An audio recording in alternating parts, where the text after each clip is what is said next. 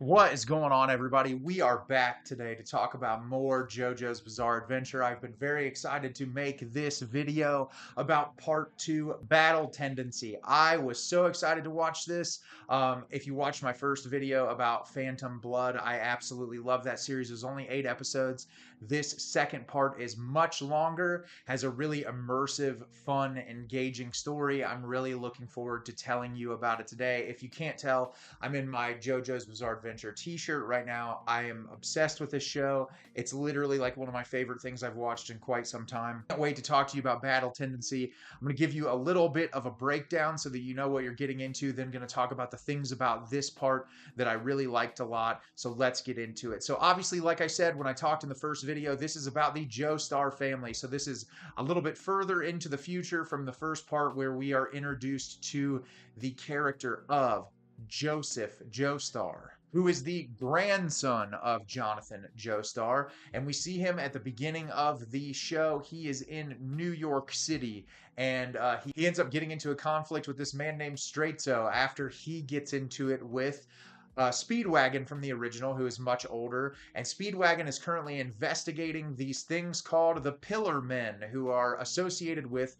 the Stone Mask from Phantom Blood. And the Pillar Men are the ones who are supposedly the creators of the Stone Mask and who have all varying different kinds of powers, but they're similar to the vampires. They can't go out in the sun. There's all of those different things.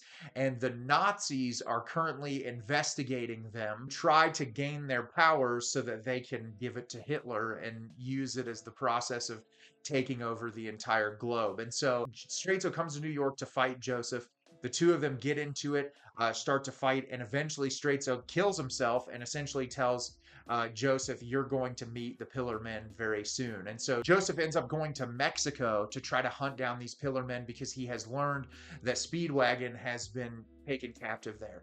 Once he gets to Mexico, the Pillar Men are unleashed, and we are introduced to the Pillar Men, who all have classic rock names, obviously. You have AC/DC, Wamu, Wham, which I really liked a lot. Santana is one of them, and Cars with a K. You gotta love it. Absolutely incredible. So they have been reawoken. They haven't been awake for a very long time, and they're planning on causing havoc and destruction. They end up killing all of those Nazis. It's really just a wonderful set of circumstances. And so they get away, and Joseph realizes that he needs to figure out how to stop them. He's got to stop them from taking over. And so he ends up traveling to, I believe, Europe somewhere to meet up with a teacher by the name of Lisa.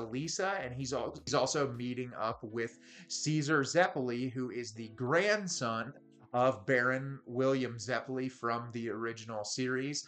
And the two of them become fast friends. There's obviously like some competitive nature, but Lisa is teaching them how to use Hamon, which I talked about in the first series, which is the ability to kind of like harness energy and to use it through different objects and abilities.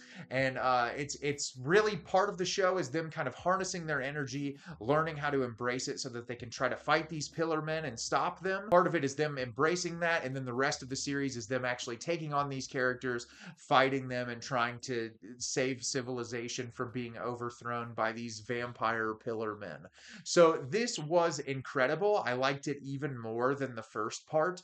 And all of the things that I said about the first part of the series reign true. The voice acting in this, I always watch it in Japanese. I think it's incredibly important to, because of just how incredibly talented the Japanese voice actors are in this show. I love Joseph Joestar. He might be my favorite character in any of this so far. He is absolutely hilarious, ridiculous, over the top. He's very much an asshole, and I like that about him. Really just has some great one-liners in this. There's one scene in particular that takes place in the Mexico segment with him that was one of the funniest things that I've ever watched. But I think Caesar is a really nice counterpoint to Joseph because he is much more kind of stoic and to himself, kind of similar to Jonathan Joestar from the first part. And I really really like their chemistry together. They really work well together on screen. I think Lisa is a really badass character, teaching them Hamon and like how to embrace these abilities. And she's just really like fascinating, and I love the like kind of mystery that they establish around her character, that you learn more and more about her as the series progresses.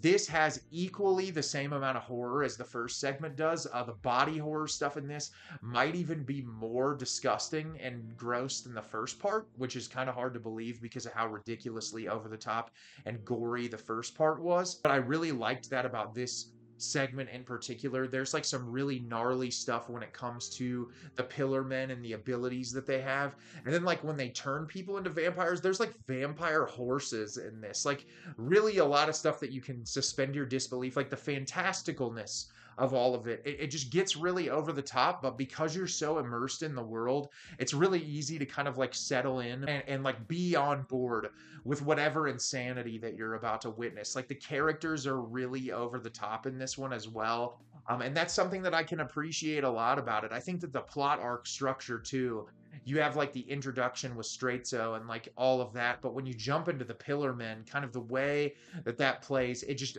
the stakes kind of intensify more and more and more and more.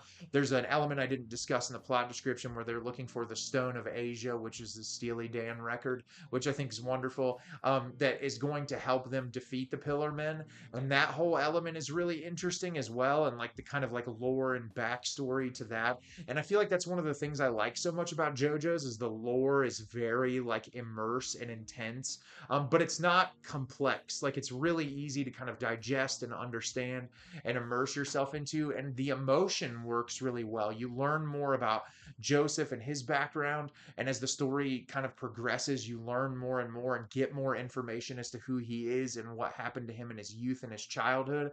And I think that's what makes JoJo's such an effective series, is that there is so much immersive storytelling in it. And this part in particular, I felt like did a really great job. It blows up in this direction that I was not expecting whatsoever. And it's just a lot of fun. I think that if you really enjoyed part one, you're going to like part two even more. I can't wait to watch more of this. I feel like the parts just get longer and longer. So I'm really excited to immerse myself into part three and talk about that with you when I get through it. But part two was incredible. I really enjoyed it, and I would highly recommend checking it out if you get the opportunity. So have you seen JoJo's Part 2 Tendency? Did you love it? Did you hate it? Leave me a comment down below. Let me know what you thought. I thought this was incredible. I loved it just as much as Part 1. As always, if you can like the video and subscribe to the channel, helps me out a lot and lets me know the type of content you're looking for. I'm always putting out new material and look forward to getting more out for you in the near future. And as always, everyone, thank you so much for watching and have a great rest of your day.